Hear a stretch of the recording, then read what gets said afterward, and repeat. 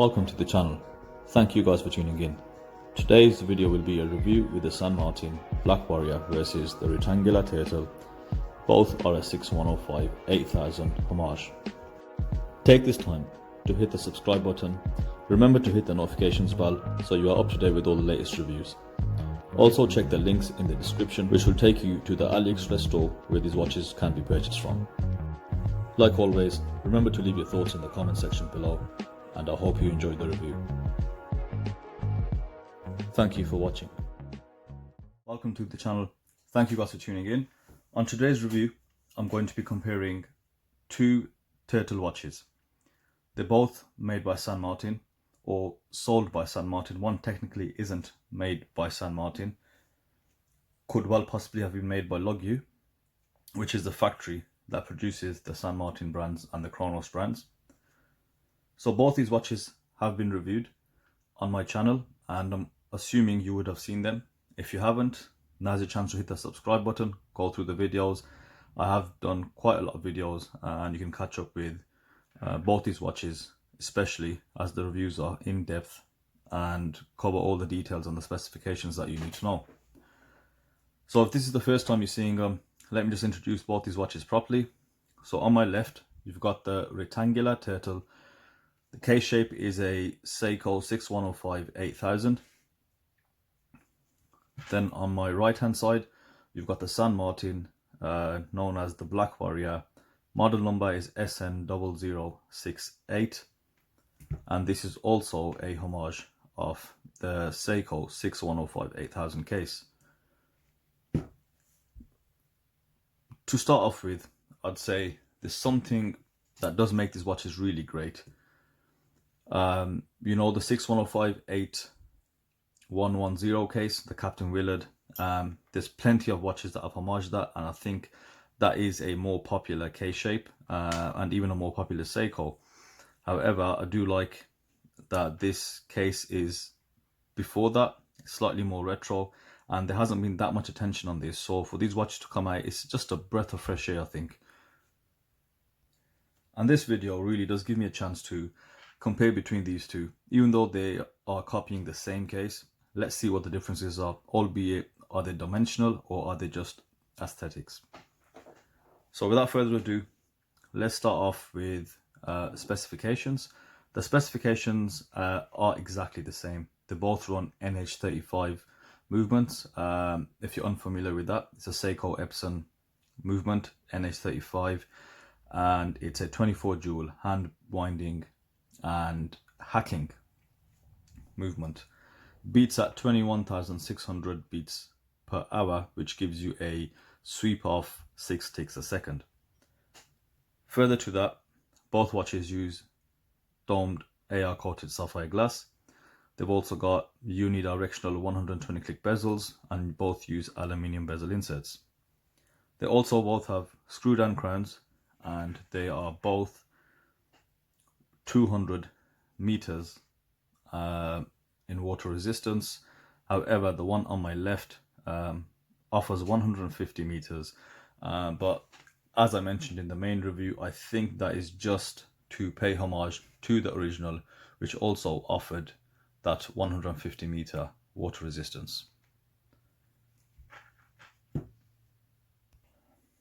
So let's give you a quick look around each watch. So what do you guys think? Do you think they will be different, slightly, significantly, or otherwise? Well, straight up, they've got different looks. So the one on my right, the San Martin, it's obviously PVD coated, and you've got the white loo on the dial, and you've got white paint on the bezel insert. On my left, you've got the black, gold, and silver color combination. Let's start off with the dials. Let's start in and then work ourselves out. So with both dials, you can see the dials in fact are actually literally the same. Pay attention to the indices. Notice how the 12 o'clock indice is slightly rectangular, more oblong in shape, and you'll find the rectangular indice is exactly the same. I've covered a lot of 6105 8110 Homage's Captain Willett, so mainly the steel dive. And I noticed with that the actual dial on those, the 12 o'clock 6 p.m. indices are slightly shorter. So what they both have done is stayed true to the original Seiko dial design.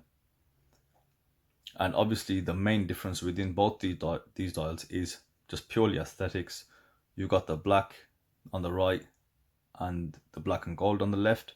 The indices have a different color outline, different color borders, that being silver.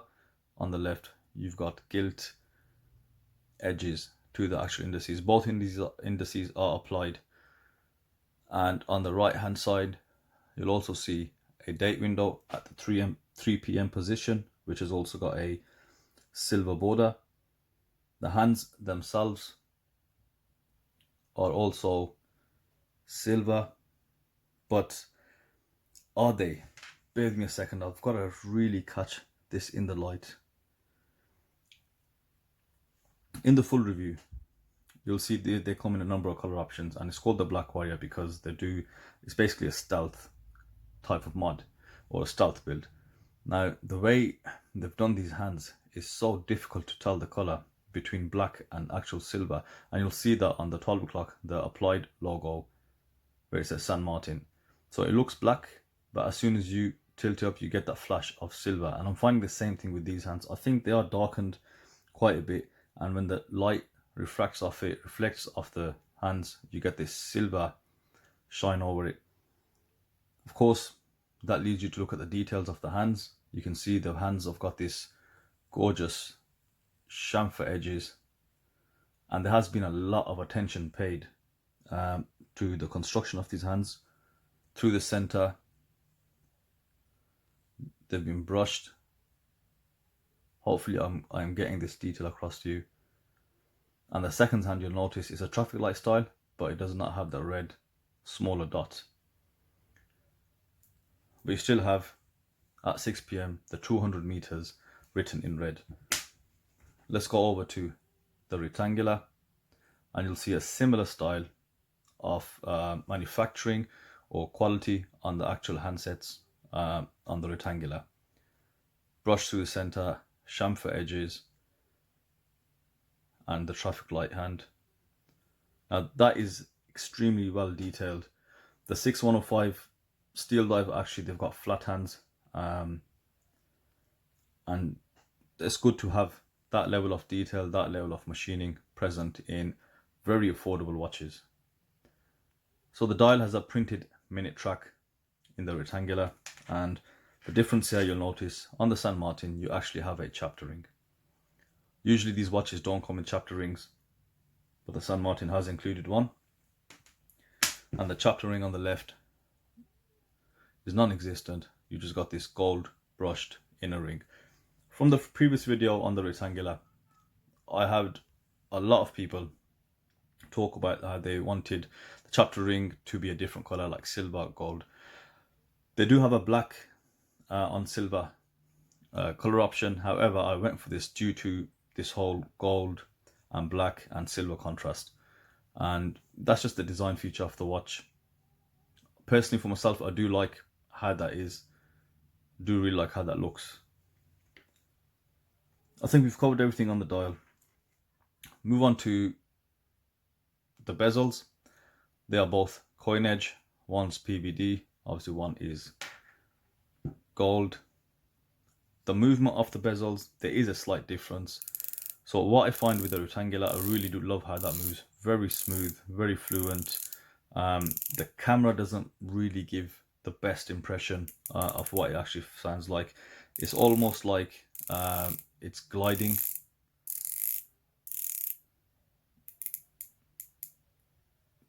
Ever so slight backplay. Well, none really. Nothing at all, to be honest.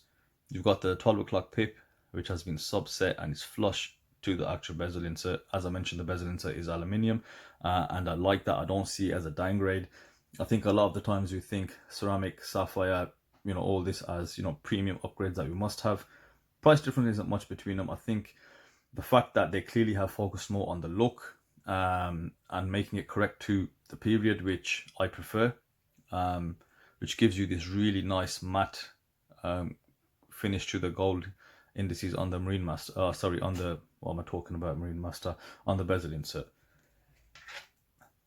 With the San Martin, you've got a more of a tactical feel. The bezel still feels good, but you can probably hear it does sound slightly different, and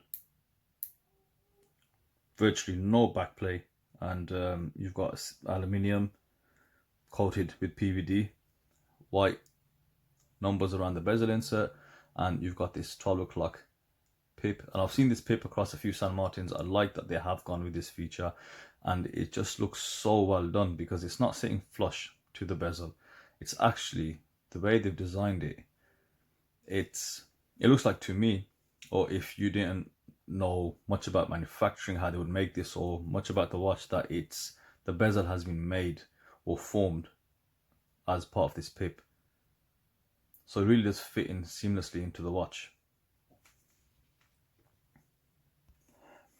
Now, which one do I prefer? I prefer the actual feel and movement of this bezel, but I prefer the pip on the San Martin. Dials, I prefer both. I won't choose between each one because I really like the look, and I think that serves a different purpose, a different kind of look, and this serves again a different kind of look. Let's move on to the Sapphire Crystals. They both use domed AR coated crystals, and what I like to look at is how well they sit against the bezel. We do have a few watches coming in from China where the actual crystals are sitting way too high over the bezel insert, so that's got a really good fit. The AR coating is present, but you'll notice it's actually not very dominant. It's not that strong. Now, if I compare that to the Retangula, and this was one of the most common criticisms from the first video, is that the AR coating is too strong, and the force is too strong with this one. Absolutely. The finish is perfect, really well done. At an angle you can see the dome, you see the distortion. However, the AR, as you can see, that will get in the way. That does kind of spoil the effect on the dial. Don't get me wrong, you can still see it on the San Martin, but I do, in hand especially, I don't know how it's coming across on the camera. It's just too bright. There's too much of it. Let's move on to the case. As mentioned, the finishing is different. One's PVD and one is stainless steel. On the Retangula, you've got a circular brushing around the A face, and you've got high polished sides. On the edge of the case, the reverse of the case again is fully polished. The San Martin PVD, so there's no apparent brushing or polished sides, and then you've got a polished case back. Now, it is possible to get a polished PVD look. I'm wearing the BFK Seiko Kinetic, and you can actually tell the difference between certain parts of the metal where it's shinier, smoother than the brush sides.